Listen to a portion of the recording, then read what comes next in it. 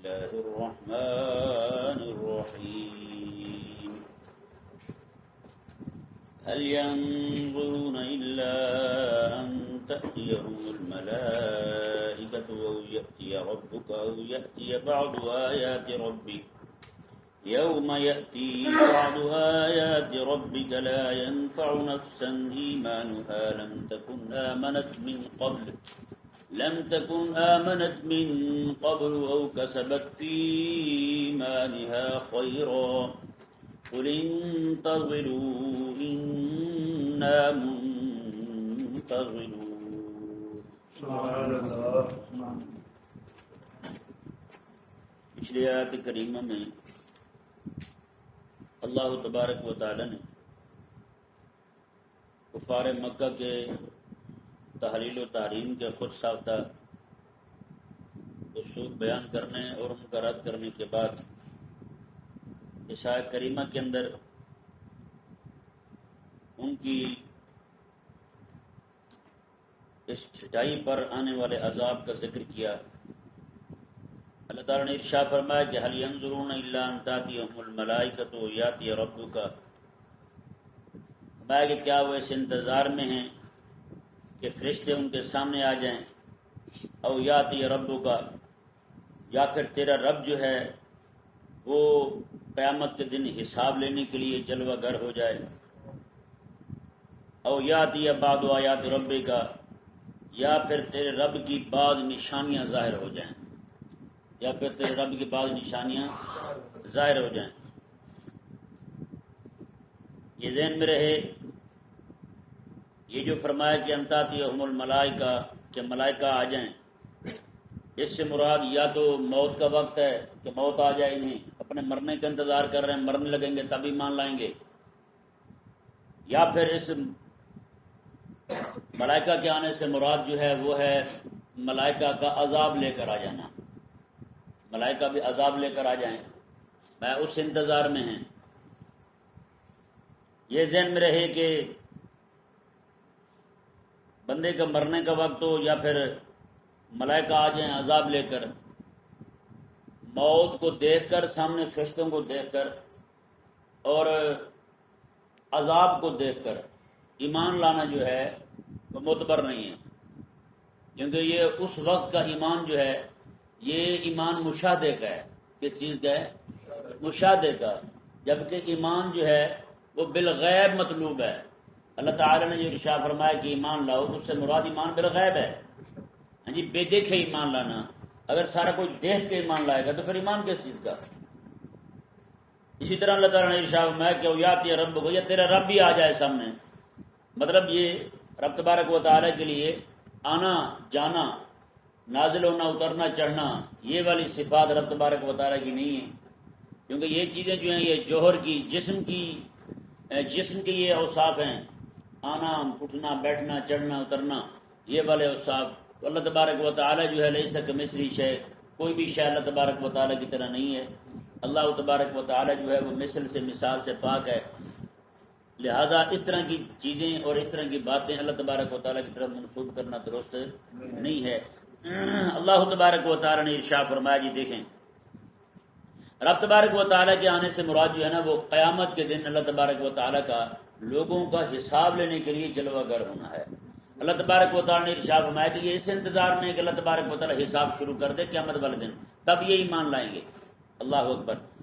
فرمایا کہ یاتی بعض آیات ربک، یا پھر تیرے رب کی بعض نشانیوں میں سے کوئی نشانی آ جائے.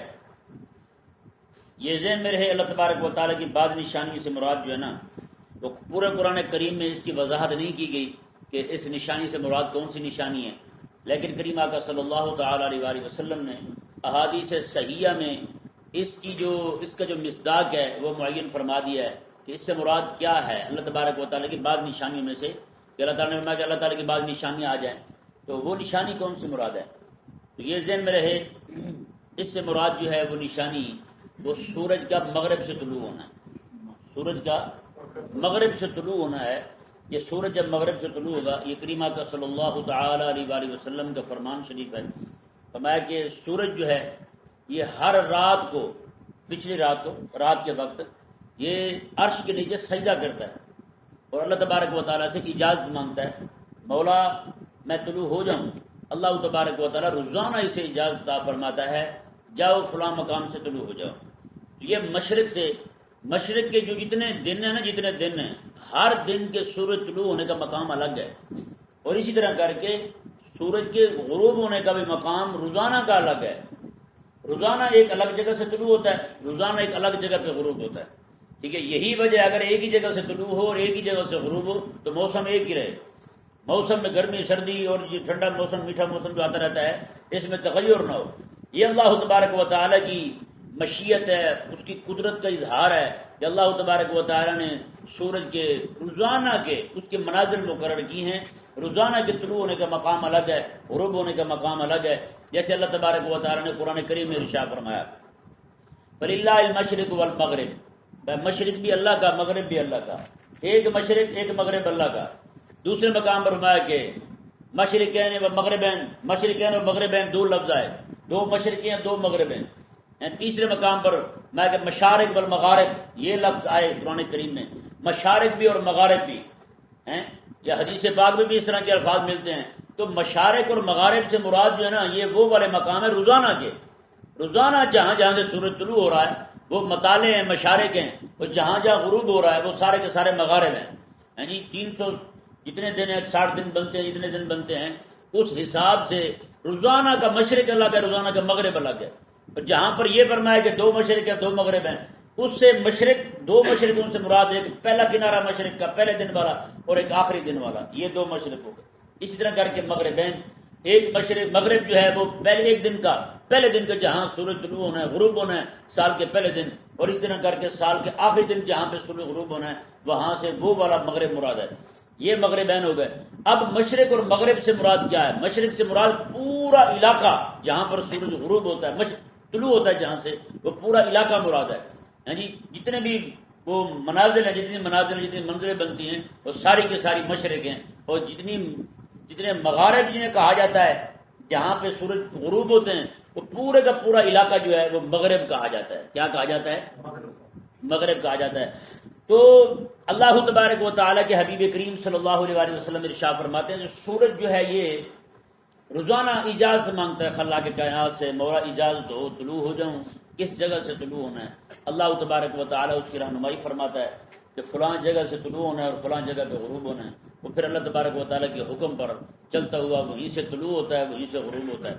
میرے کریم آقا صلی اللہ علیہ وسلم ارشاد فرماتے ہیں ایک دن آئے گا یہ کہ یہ رات کے وقت عرش کے نیچے سجدہ کرے گا، رب تعالیٰ سے اجازت مانگے گا، اللہ تعالیٰ اسے اجازت نہیں دے گا، اللہ تعالیٰ کی طرف سے کوئی جواب نہیں آئے گا اسے۔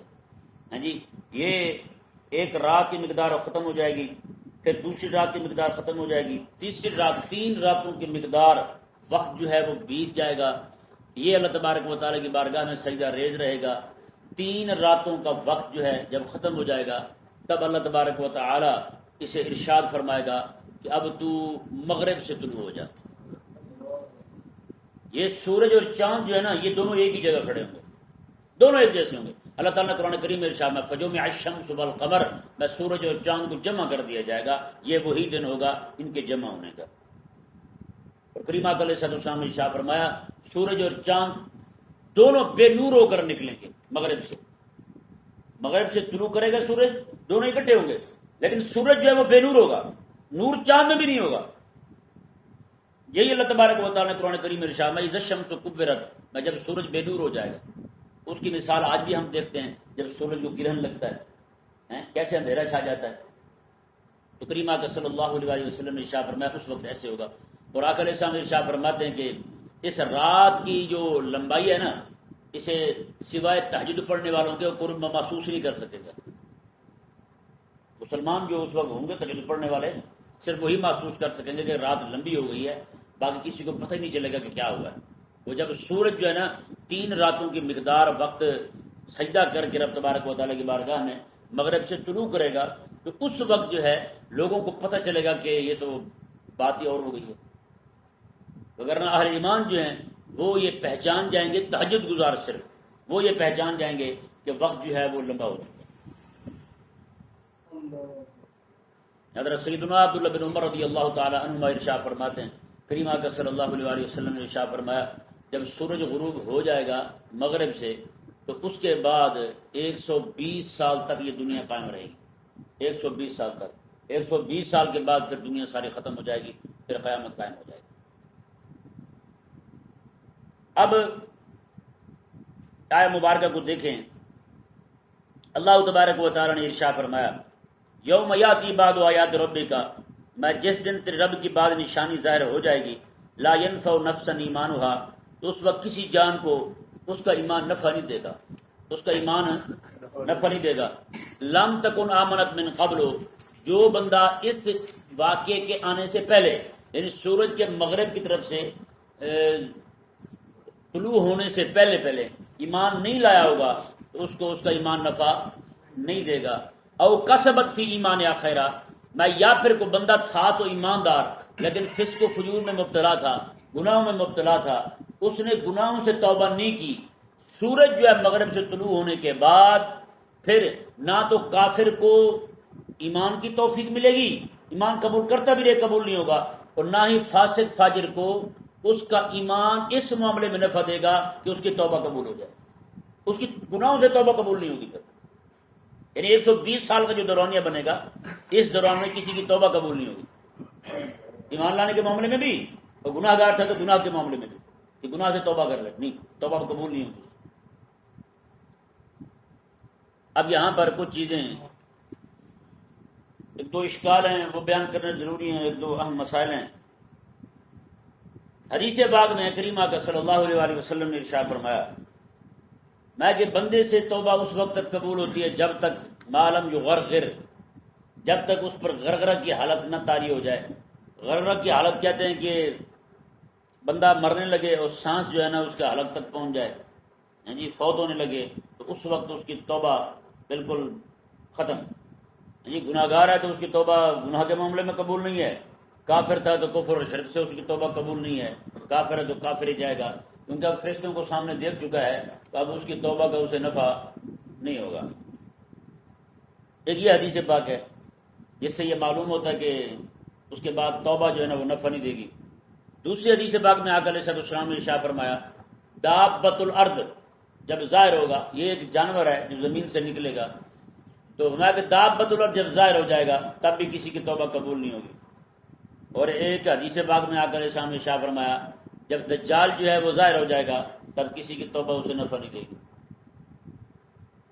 ہاں جی، یہ دجال کا نکلنا، دجال کے نکلنے پر توبہ قبول نہیں ہوگی، ایمان قبول نہیں ہوگا۔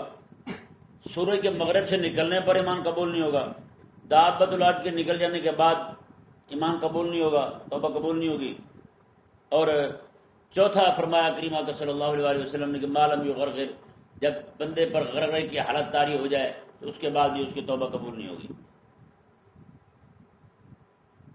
اب یہ اشکال وارد ہوتا ہے کہ یہ تو کئی ساری باتیں ہو گئیں، پھر جب ایک بار توبہ کا دروازہ بند ہو چکا بعد میں کھلا کیسے ہے کہ پھر دوسری نشانی ظاہر ہونے کے بعد پھر بند ہو رہا ہے توبہ کا دروازہ؟ نہیں سمجھ آیا مسئلہ؟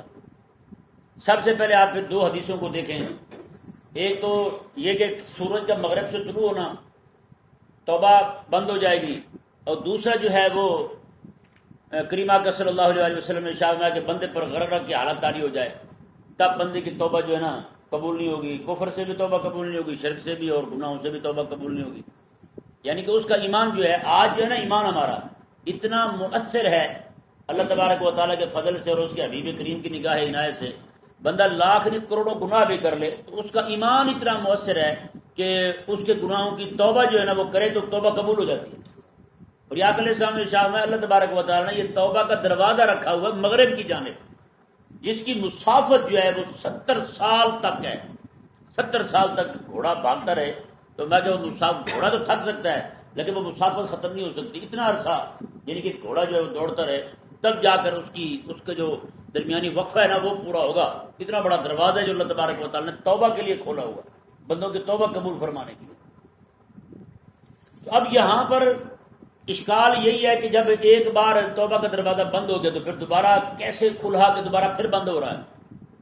جی سب سے پہلی دو باتیں آقا علیہ السلام نے ارشاد کہ معلوم یغرغر، یہ بندے پر ایک ہے انفرادی دروازہ بند ہونا، کیا بند ہونا؟ انفرادی بند ہونا، اور ایک ہے عالمی طور پہ بند ہونا، پوری دنیا کے لیے بند ہو جائے۔ انفرادی طور پر بندے پر دروازہ توبہ کا بند ہونا جو ہے نا، ایمان قبول کرنے پر کا دروازہ بند ہونا، یہ ہر بندے کے ساتھ تب تک ہے جب تک وہ غرر کی حالت میں نہ آ جائے۔ اب بندہ مایوسی کی حالت طاری ہو گئی، اب وہ ایمان قبول بھی کرے گا تو وہ کیا کرے گا؟ نیکی کرے گا بھی صحیح تو کیا کرے گا؟ کچھ بھی نہیں کر سکتا۔ جب کاری کچھ نہیں سکتا تو پھر توبہ کا فائدہ کیا ہے؟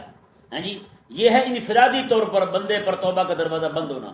وہ غرر کی حالت میں جب سانس جو ہے وہ حالت میں پہنچ جائے، جان جسم میں نہ رہے، تو پھر بندے سے نہ توبہ کا مطالبہ ہے، اور کرے بھی صحیح تو مطلوب نہیں ہے، ہاں جی، کرے بھی صحیح تو قبول نہیں ہے۔